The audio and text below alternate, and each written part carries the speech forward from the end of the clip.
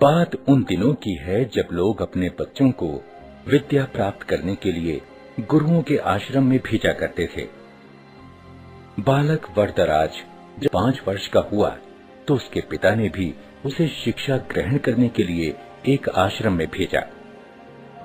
आश्रम में गुरुजी ने अन्य बालकों के समान ही वरदराज को भी पढ़ाना प्रारंभ किया। वरदराज आश्रम में रह तो रहा था, लेकिन उसका मन पढ़ाई में नहीं लगता था। गुरुजी ने उसे तरह तरह से पढ़ाना और समझाना चाहा, लेकिन उसे कुछ भी समझ न आता था। गुरुजी जो कुछ पढ़ाते उसे वह याद ही नहीं रख पाता था। उसकी ऐसी स्थिति देखकर आश्रमवासी बच्चे उसे मंद बुद्धि कहकर चिढ़ाने लगे। इसी प्रकार 5 वर्ष बीत गए। धीरे धीरे उसके सहपाठी उससे आगे बढ़ते गए, पर वरदराज वहीं का वहीं, वह कुछ भी विशेष न सीख सका था।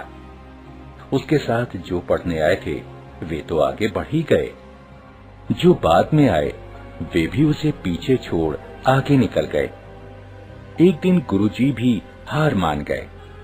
निराश होकर उन्होंने वरदराज से कहा, बेटा वरदराज, मैं समझता हूं कि पढ़ना लिखना तुम्हारे वश की बात नहीं है। जितना प्रयत्न मुझे करना था उतना मैंने किया, पर मुझे लगता है कि विद्या धन तुम्हारे भाग्य में नहीं है। इससे अच्छा तो यही है कि तुम अपने घर जाओ और वहां का काम काज देखो। वरदराज असमंजस में पड़ गया। गुरुजी के मना करने के कारण उसे अपना भविष्य अंधकारमय लगने लगा।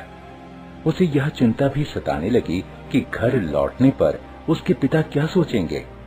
गांव के लोग भी उसे मूर्ख महामूर्ख कहकर दुत्कारेंगे। वरदराज करता भी तो क्या, उसने अपना सामान समेटा, गुरुजी के चरण छुए और वह भारी मन से विदा हुआ।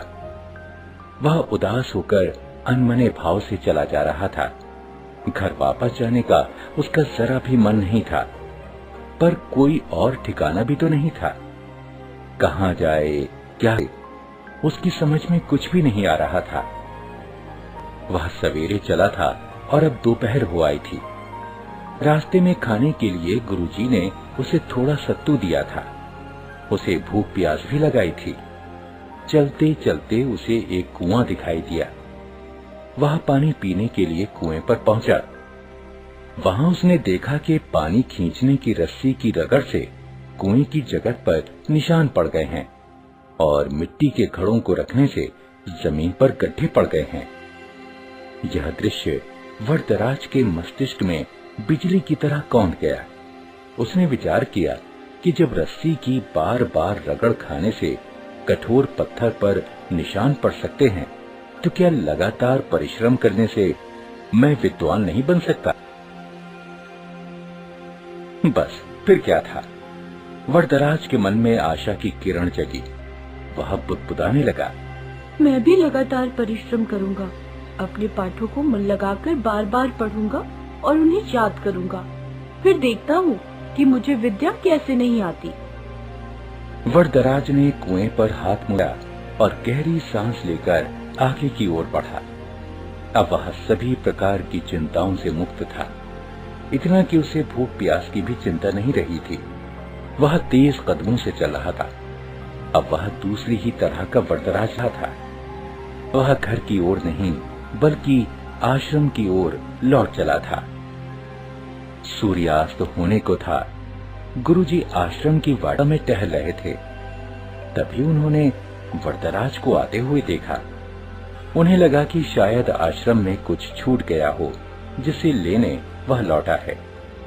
वरदराज ने गुरुजी के पास पहुंचकर उनके चरण स्पर्श किए।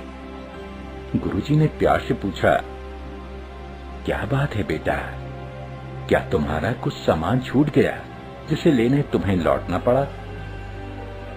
वरदराज नम्रता पूर्वक बोला, हाँ गुरुजी, मेरी विद्या यही छूट गई है, जिसे इस बार मैं अवश्य लेकर जाऊंगा। अब मेरी आंखें खुल गई हैं। मैंने निश्चय किया है कि मैं पूरी लगन और परिश्रम से पढ़ूंगा। अब कभी आपको निराश होने का अवसर नहीं दूंगा। गुरुजी का दिल पसीज गया। उन्होंने वरदराज को गौर से देखा। उसकी आंखों में चमक थी। गुरुजी ने इतना भर ही कहा, तुम जो कुछ कह रहे हो, यदि उसे कर दिखाओगे तो मुझे बड़ी प्रसन्नता होगी। वरदराज ने पढ़ाई प्रारंभ की। अब तो उसकी भूख और नींद पता नहीं कहां गुम हो गई थी। वह देर रात तक पढ़ता और प्रातः सबसे पहले उठ जाता। वह अपना एक क्षण भी व्यर्थ न गवाता। उसने दिन रात एक कर दिए। इसका प्रभाव यह हुआ कि जो पाठ याद करना उसे पहाड़ पर चढ़ने के समान कठिन लगता था, अब वही सरल लगने लगा था। गुरुजी और अन्य बालक वरदराज में आए इस परिवर्तन को देख आश्चर्यचकित रह गए।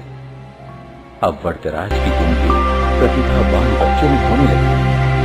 यह उसकी लगन और कठोर परिश्रम का ही चमत्कार था। जानते हो, यही वरदराज आगे चलकर संस्कृत के महान विद्वान बने। संस्कृत के सबसे बड़े विद्वान पाणिनि के बाद वरदराज का ही नाम आता है।